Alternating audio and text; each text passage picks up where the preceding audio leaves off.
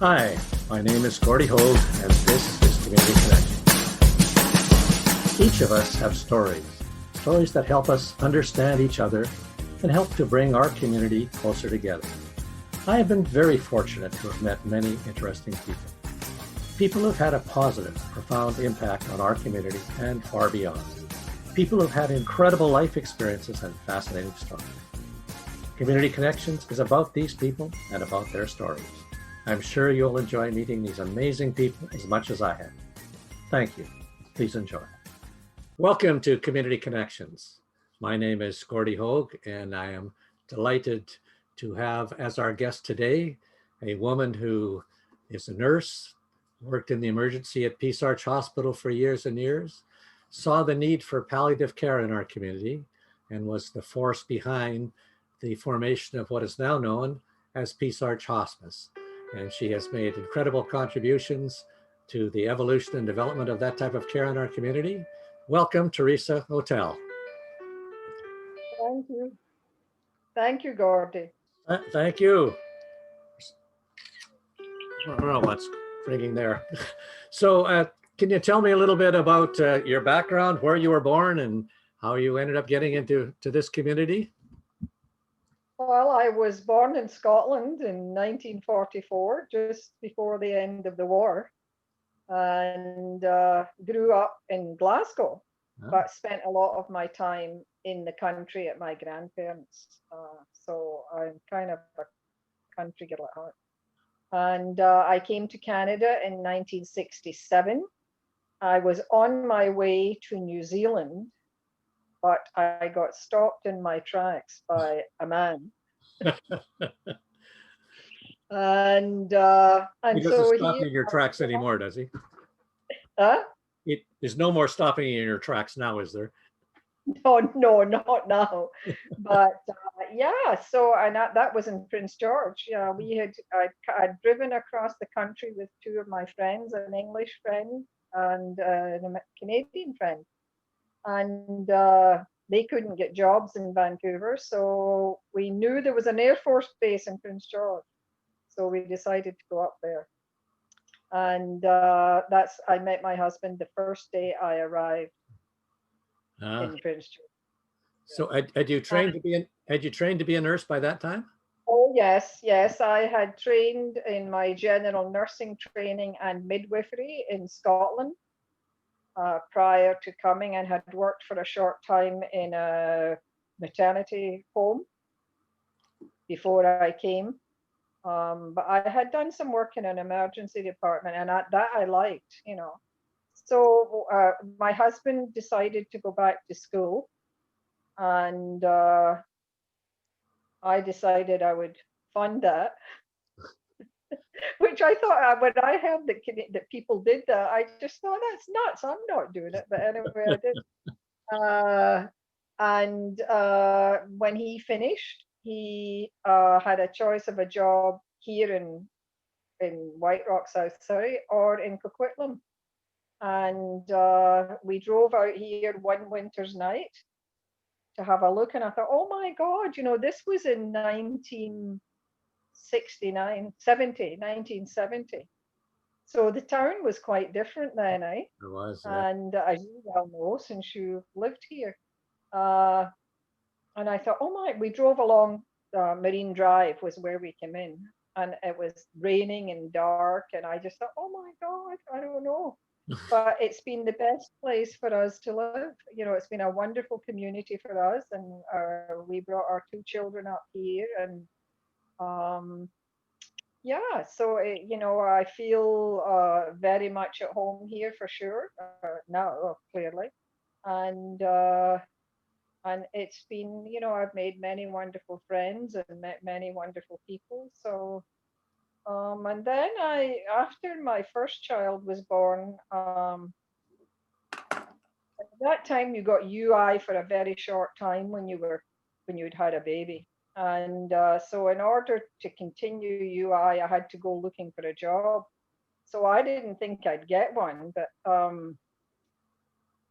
what was, oh geez, Joyce McKnight was running the emergency, and your sister worked there. She worked in the OR, but she also the OR staff did shit in Emerge, and I went up there thinking that I wouldn't get a job, but I did.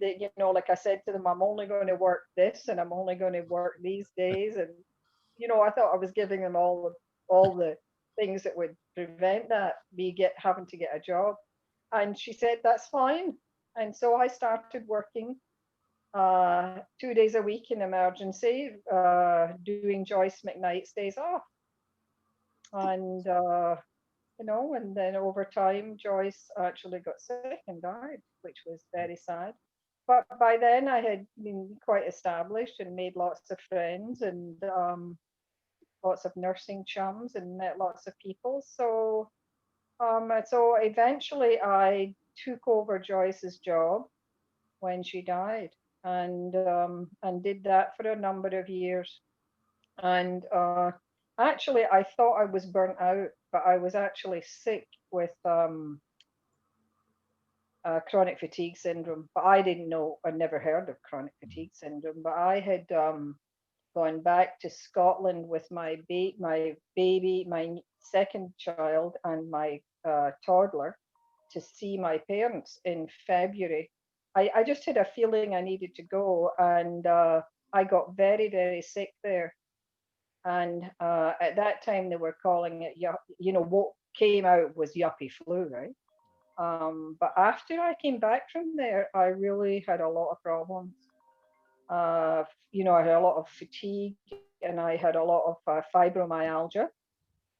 And eventually, then I quit my job because I couldn't function. And it was just around that time, that would be in 81, that I didn't quit till 82, but in 81, um, I used to do chemotherapy in emergency. We had people come to have a particular chemotherapy, 5FU, and I used to, spend some time with those patients, and I was just interested in talking to them and knowing a bit about them, and they would talk to me, and I began to realize that there was more to this than met the eye, and I knew that I didn't know how to help them. And not long after that, I had been doing that. My pal Maureen Harrison, who is also a founding member of Hospice, told me that a woman was coming from the Royal Columbian to talk about palliative care. So she suggested that I come with her, and which I did. And right then, after listening to her, I mean, I was very impressed, and I thought, oh, this is something important. And a number of us who had gone to that meeting, Sheena Ball, who was a social worker at the hospital, and David Dahl, a Lutheran minister, and Linda Anderson, who was a supervisor at the hospital, and Maureen and myself decided we should be looking into this. And so we formed a little group, and some of that group also had people who had come to that meeting, and one family had someone who had cancer, and they were really keen to have a hospice. And the woman ended up being my first client, actually, and that was in 81. So that really was the beginning, and I mean, I was so ignorant. But we started doing some research, and we actually did. You may remember Beryl Gibbings. She was the nursing director at Peace Arch. She and I did a proposal to the government for a hospice house for a residence. And of course, that got turned down.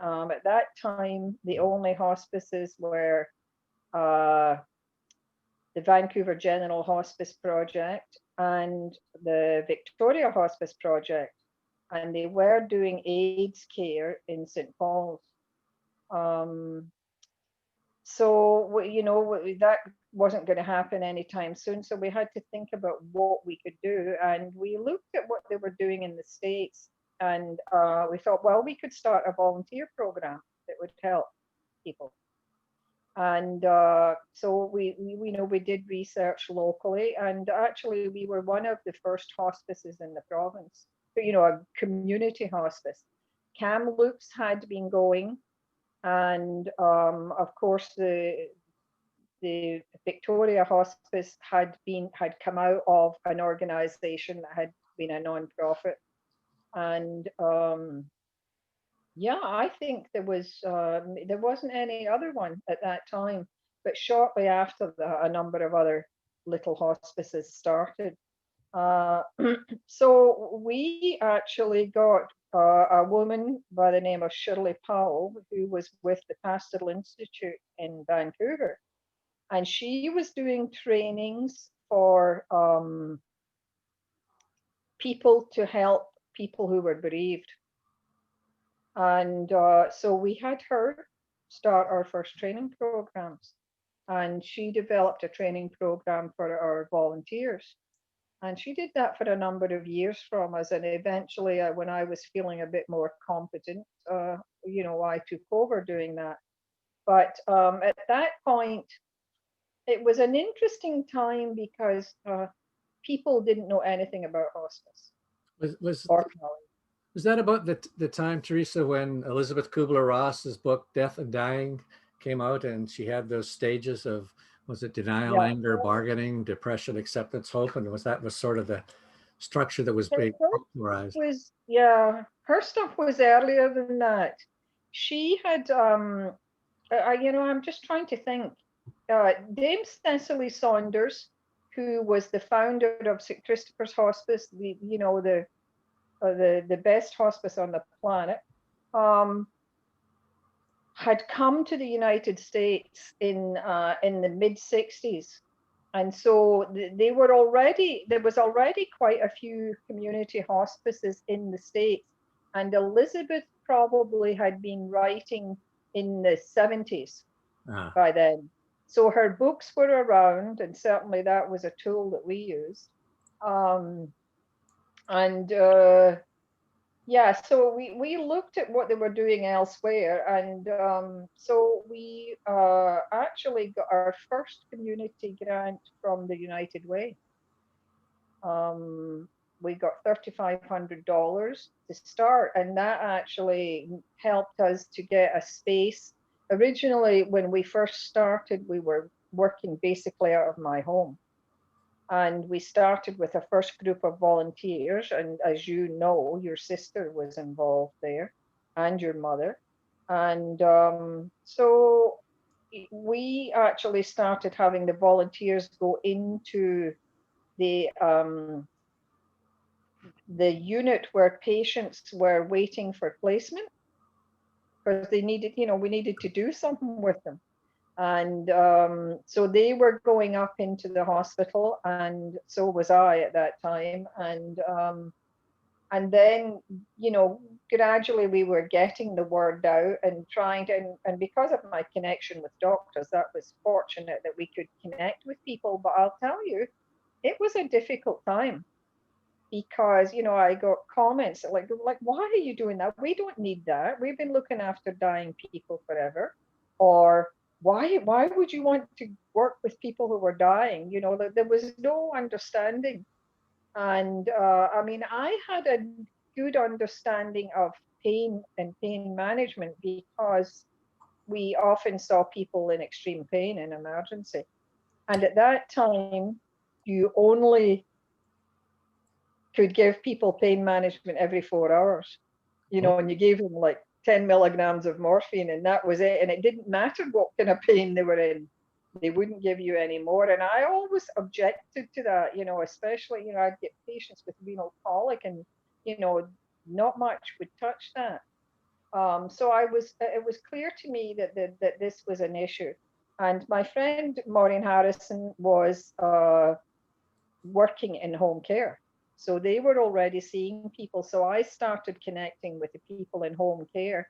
But it was difficult because they saw, how would I say this? They saw maybe as that I was a bit of a usurper, it's like they were doing it.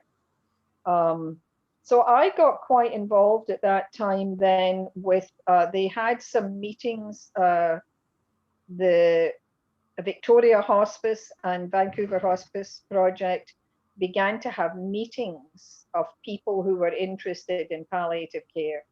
And we actually then formed the Provincial Association, which our hospice was a founding member of. And so I was very fortunate, and I had really good mentors, you know, the doctor from Victoria and Jackie Fraser, the physician from St. Paul's. So these were all people who knew what they were doing. And that is where I learned how to care for patients, you know, and obviously I learned from people, you know, because I started seeing people in their homes, and I recognized they needed something. And I, you know, like I'm an emergency nurse, so you're used to fixing things. And so that was a real challenge for me to um to not try and fix it. Yeah. And but I was fortunate. I did some more training with Shirley Powell, which was really helpful for me. And then eventually I was one of the first uh, Vancouver Community College. I was in the first program they had for counseling.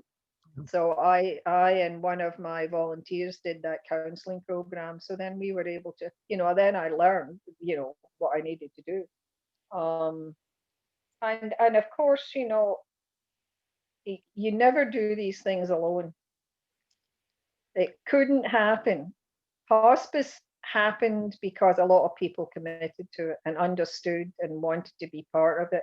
And the community supported us.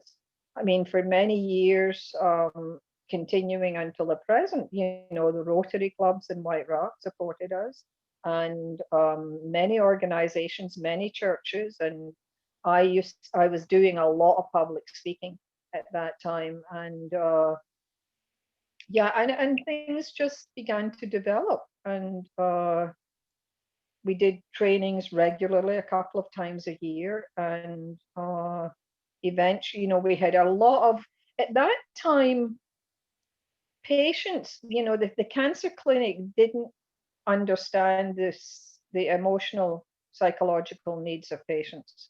Or if they did, it wasn't very obvious.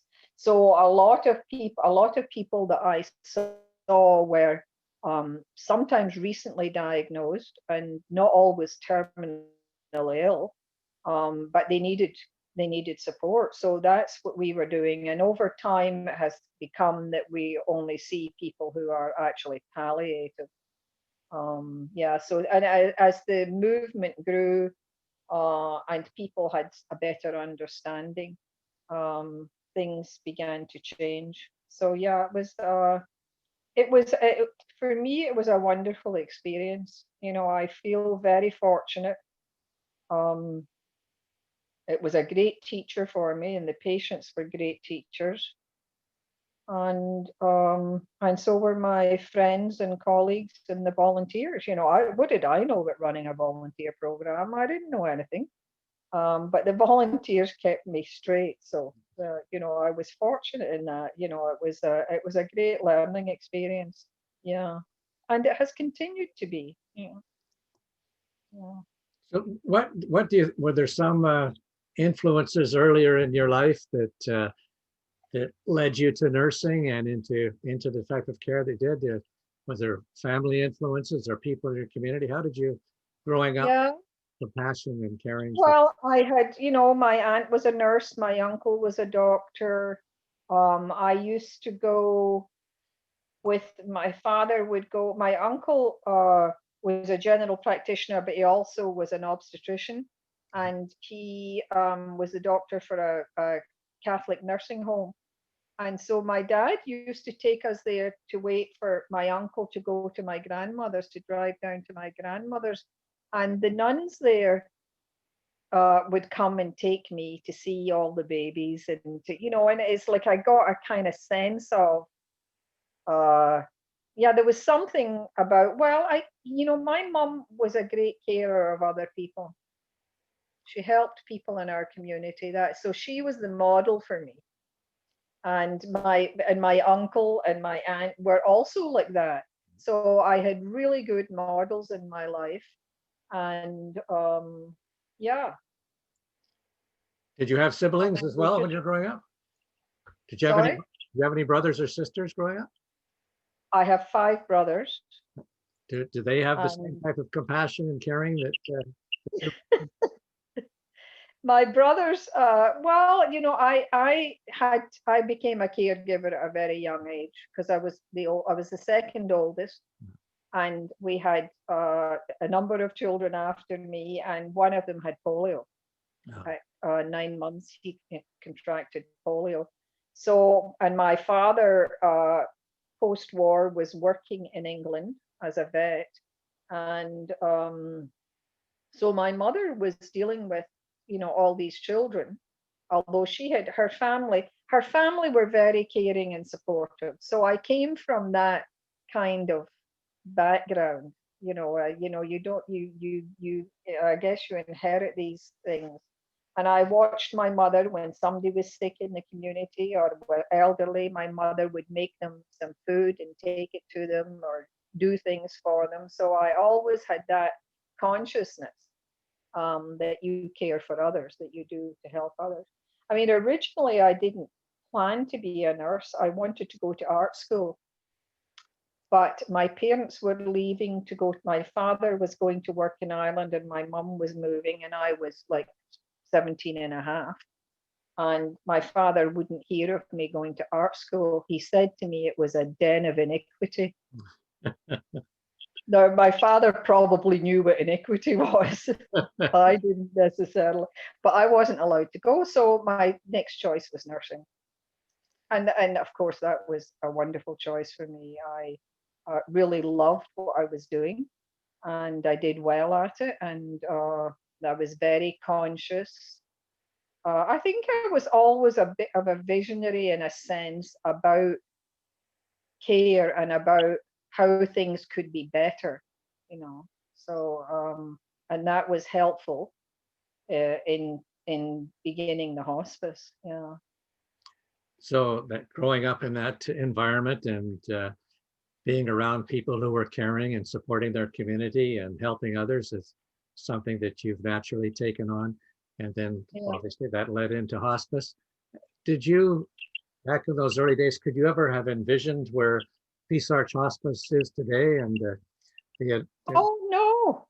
Well, not even then. To me, I was just doing like it's hard to put for me to put it into a context in the sense that I was just doing what I thought needed to be done.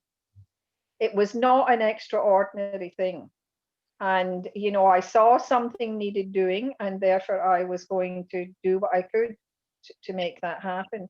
And then as I get into it, I mean, it was such a big learning curve, but that I love, because I'm a very curious person, and it just went along. I mean, I never feel like there was anything extraordinary. What amazes me, it's still here, which is brilliant. And I remember Charles King. I actually, when I quit hospice in '92, I was actually quite sick, and I had the chronic fatigue had gotten a lot worse, and I thought I'd be better in 3 months if I just quit, because I'm a workaholic. Huh? I don't have very good boundaries, and like I was going out in the middle of the night to people's homes, and I was, working long hours when it was needed, uh, and I just thought, oh, I'm burned out, and I quit. And that was what happened at the hospital as well. Like it took me a while to learn. It took me a long time, many years to learn about good boundaries. Yeah.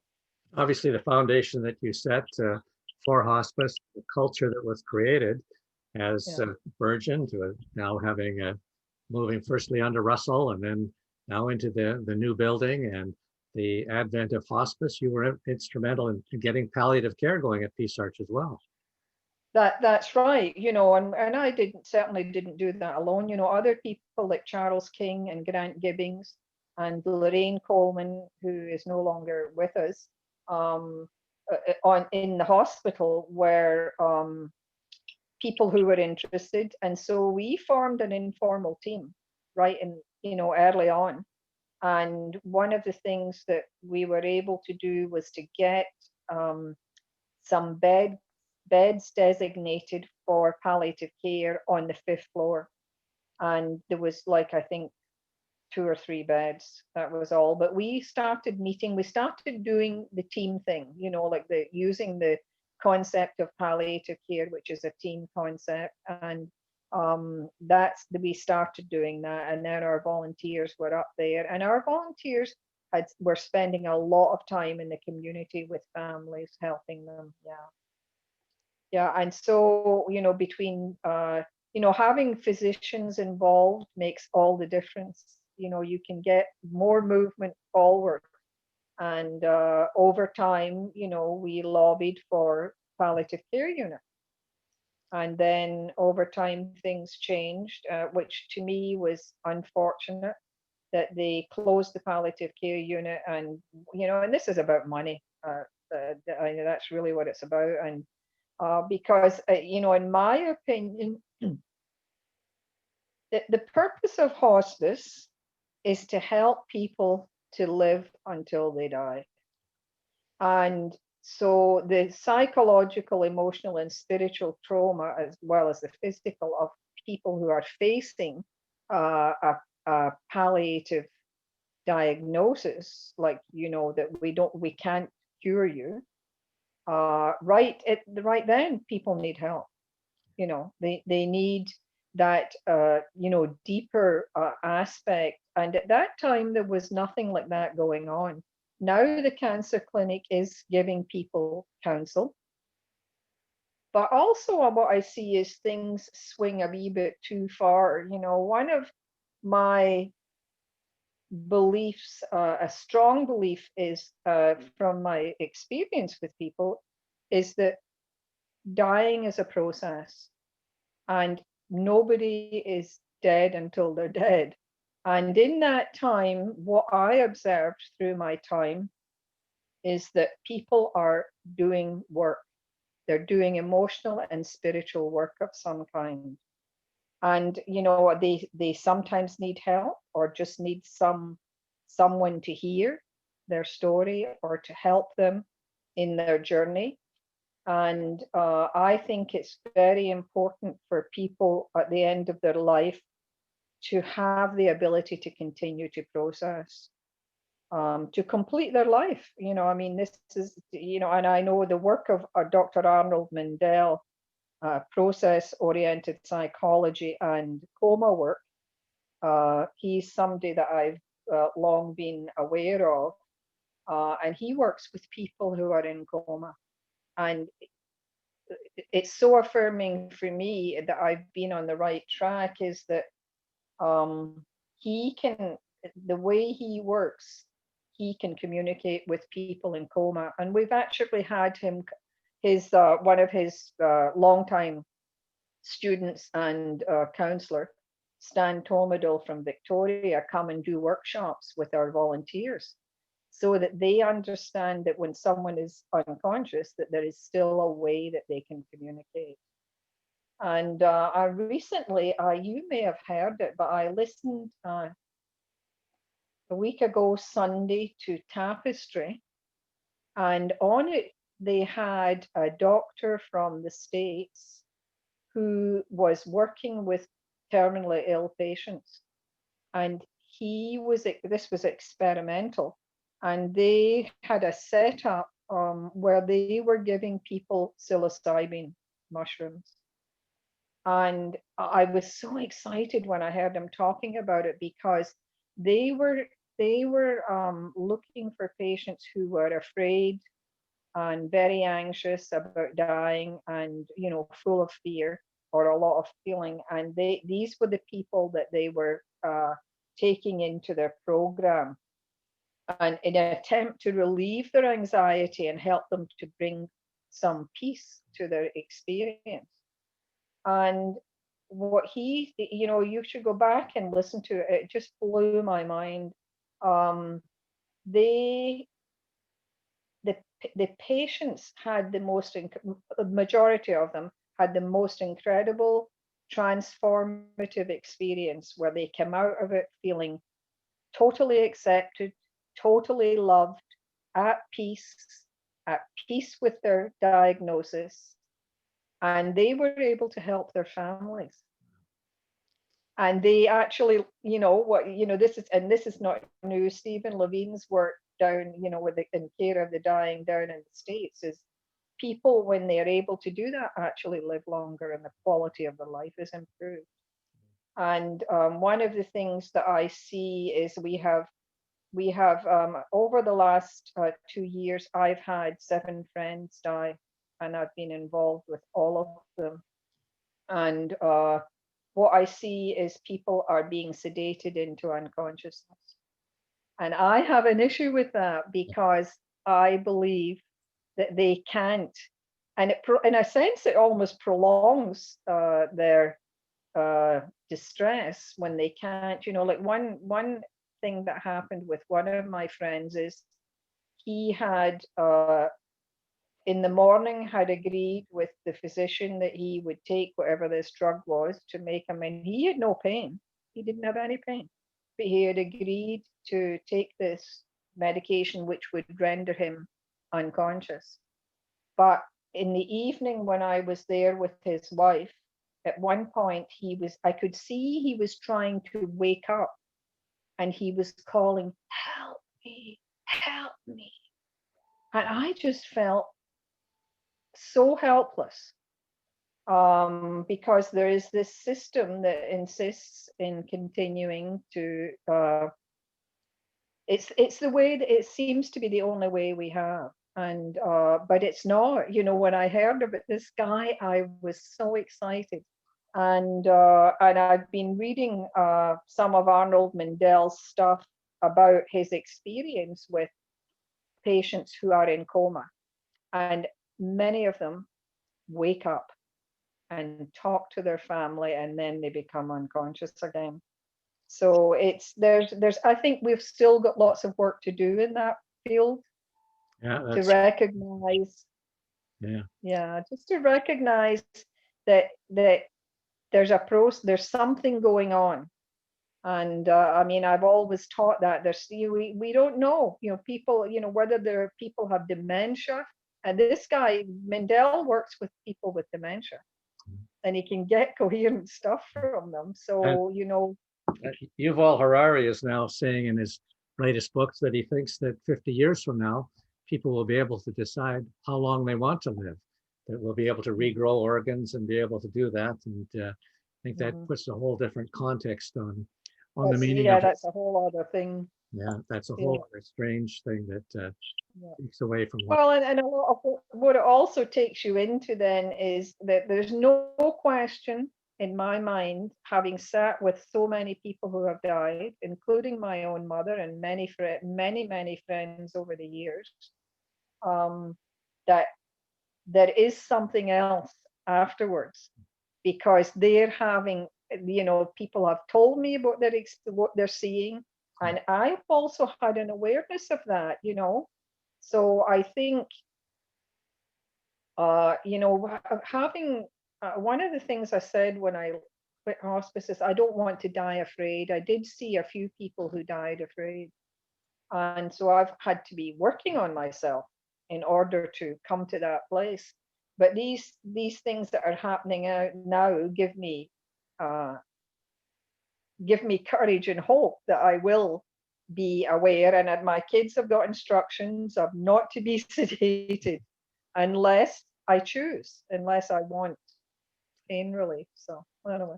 That's a wonderful message, I think, for us to move with. And certainly the compassion and caring that you've shown up, that your family showed as you were growing up, and as reflected in the culture you were able to establish within hospice, and to look at how hospice has grown from that foundation that you provided to now with a thrift store, and now having the palliative care just down the road from the caring and counseling.